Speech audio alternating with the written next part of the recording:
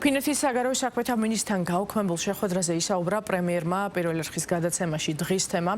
ირაკლი გობახიძის განმარტებით დაგეგმილი შეხვედრის გაუქმების საფუძველი გახდა რუსთაველის გამზირზე ელინა ბალტონენის გამოჩენა და მის მიერ გაკეთებული ვიდეო მიმართვა. პრემიერის შეფასებით, ფინელი დიპლომატის მისვლა იმ აქციაზე, რომელიც ეგრეთ წოდებული მშვიდობიანი დამხობის გაგრძელება, ევროპული ბიუროკრატიის წიაღში არსებულ მძიმე მდგომარეობაზე მეტყველებს. ირაკლი გობახიძემ წამყვანი შეკითხვის შეფასხოდ განმარტა, რომ ფინეთის საგარეო საქმეთა მინისტრის წარმომადგენლებს გადადვირთულ გრაფიკთან დაკავშირებით საქართველოს მთავრობის ადმინისტრაციასთან კომუნიკაცია არ ქონიათ.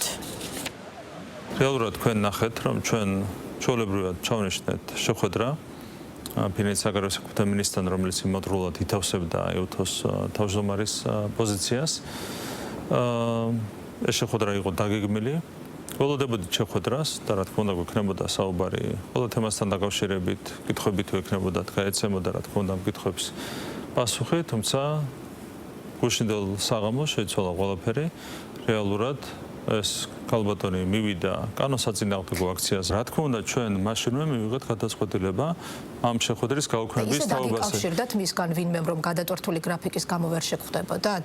ჩვენ ამასთან დაკავშირებით არავითარი კომუნიკაცია არ ქონია, მათ არ ქონიათ პროფესორად არავითარი კომუნიკაცია. ჩვენ მივიღეთ გადაწყვეტილება ამ შეხვედრის გაუქმების თაობაზე, რამაც რა თქმა უნდა ჩააყენა ეს უხერხულ მდგომარეობაში და სცადა ამ უხერხულობიდან იგივე მეთოდით გამოსვლა, რა მეთოდითაც სცადა იმ უხერხულობიდან გამოსვლა, რაც 51 კაცად შეკრებაში მონაწილეობას უკავშირდებოდა. ხო, 50 ეგრეთ წოდებული აკაცუკი იყო შეკრებილი იმ აქციაზე და 51 აკაცუკად მივიდა ფინეთის საგარეო საქმეთა მინისტრი წარმოედგინეთ ამ შეკრებაზე, რაც წარმოუდგენელია. ხო, ეს მეტყველებს ევროპული ბიუროკრატიის წიაღში არსებულ უკიდურესად მძიმე მდგომარეობას. ყოველი თქვენ მასთან დაკავშირებით, რომ თითქოს აქცია ახალი დაწყებული იყო და ხალხი უერთდებოდა.